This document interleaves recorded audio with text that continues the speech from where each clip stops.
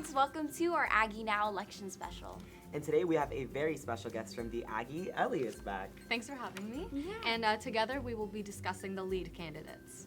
All right, so I think lead across the board, they have really diverse platforms. I think they hit on a lot of different things, which I like. Yeah, the platform, the lead as a slate, some of their, what they stand on, they talk about, Project Fun, which is kind of interesting. I haven't heard that in, a presidential candidate way. Yeah. So I think that's kind of fun, Project Fun. Yeah, I think so. So for me too, I feel like the slate itself is kind of like a mixture of both the fun aspect and the kind of more serious diversity topics.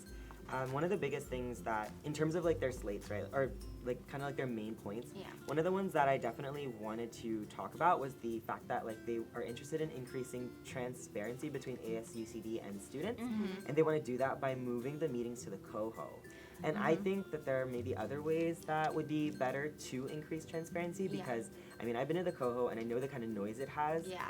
Just imagine having a Senate meeting that's supposed to be, really serious or really, really important and not being able to actually discuss those topics because of the noise level, Exactly. Right? But I like the idea of relocating the meetings to somewhere just more accessible to students. So Claudia Serrano is running as well as part of the LEAD platform, and I really think that we need a Latinx senator on the platform, just on the table, simply because we are going to become a Hispanic serving institution, and the needs of those students definitely need to be addressed in some point. I like the bi-weekly advising.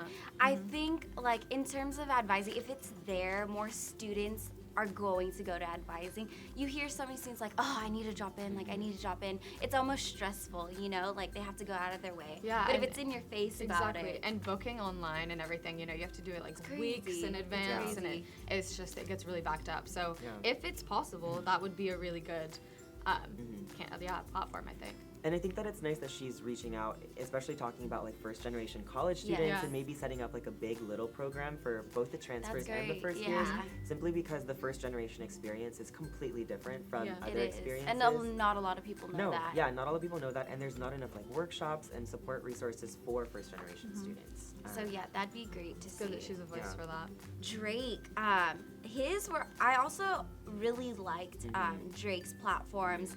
First of all, allowing students to indicate preferred gender pronouns on class rosters. I think it's taking a great step in the right direction. You don't see a lot of that.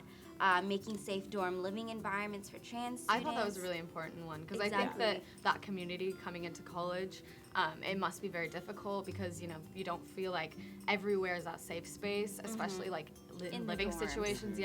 So I think that having that for those students is really important. I think that's a great platform. Yeah, I agree. And what I like is that he's interested in continuing some of the resources and initiatives that we already kind of have. So he's just building upon some of the platforms, even for the trans housing. He's working with other communities on that. I definitely think that community-specific mental health counselors is also really important. Simply because we are understaffed and underfunded in all aspects of counseling, and we don't have enough counselors that focus specifically on your needs. Identifying as Filipino, sometimes there are issues that I go through that are similar to other students, but how I handle it or what I go through in terms of that issue is different. And I always don't see people that are the same as me that maybe understand what I'm going through, so it makes it really difficult for that counseling process to even happen. Yeah, exactly. So Bennett's fun. Yes, very fun. Yeah, and I think with his platform, he's pretty straight to the point. Super blunt. Yeah, and I remember he ran last quarter, and he's rerunning. And some of his platforms are a little bit different. I like the one bring a headliner to Davis. I think everyone remembers that the buzz. Porter. Yes. The buzz was a big disappointment. I don't think a lot of people knew what happened there, so it would be really cool if he could have that, just following through with that. The buzz is such a big event for everyone, too. Yeah. I know, and people complain all the time that, we don't have a lot of, big names and, stars coming to the coming to campus, so I really think with that, he's definitely going to have to consider, campus pushback on certain groups coming, because there was a huge controversy on Travis Porter this year anyway, and the type of music that the group was putting on. So I think if he's gonna do this, he definitely needs to kind of stick to his guns and make sure he gets. I know, because it is admin's decision in the end. Yeah. I really also like the Know Your Rights seminar. Yes. You know, because it's dealing with police encounters, and I know that that's definitely something that on campus life it's really hard to avoid, especially when we have parties that last till how long. Exactly. Yeah. So I really think that having students become more aware of what a police encounter can look like and knowing what your rights are in that situation, instead of kind of like acting on impulse, would be being really scared, important to have. being like just avoiding like the police altogether. Like, I know. I don't know what I do. I think I'd like cry. I probably No, I would just too. cry. There's no talking. It's just like taking me away. I'm sorry. I'm what so am I sorry. doing? Yeah. So I Yeah. think it's good that the seminar is gonna kind of. The good thing about Bennett too with that is that I do know that he has prior knowledge doing that. Yeah, so he has held those in the past. So bringing that as a platform in his running, I think that's good because he definitely can do it. Like he's proved himself. So Yeah. Jazeer. Sure. Yeah. Do you want to Coffee, tea in the library. So I work in the library, and you don't know how many students come up to me. I work at circulation. Like, are there vending machines? Like, coffee, like anywhere like I could eat? And I'm like, I'm sorry, we don't. Nothing. We can't. Yeah, we don't. And we also like you're not allowed to eat in the library. Yeah, so that's I was another gonna say, thing. People eat in the library. Exactly. All So the time. it's I not see people enforced. packing like 3 meals ready to go for the Yeah. whole day. I You're, saw down like in the- literally a rotisserie chicken. Someone brought in one, and so I was like, oh, "You're ready." Yeah. But like as far as that, so like there's the fact that there's no eating in the library. So I think, and other candidates also have the platform of like that's right. stacking the library with like food sources. So I think they have to consider that. First of all, you can eat in the library, and second of all, like it is like I think it'd be great, but they have to also consider like it's not, we have that rule already. Like you can't eat. Yeah. With that So- platform, I wasn't as excited about that platform because I know it's a little out of the way because if you're at the library, you want to stay there, but we do have the Coho. It's true. Which offers, everything Or the basically. South Coho's right Exactly. there. But I did like his mid-quarter evaluations. For I the think that teachers. was great Yes, because often you're going through the quarter, you're either not enjoying a class, things are going wrong, you think the professor could improve, and they don't know that. So I think that's a great platform. I like that a lot. And so for Brendan, he talked about some of the platforms of his include public syllabi access, free tampons and pads in the bathroom, transfer re-entry, and veteran representation. So Brendan, I remember, ran before as well and did not make it onto the table as a transfer student.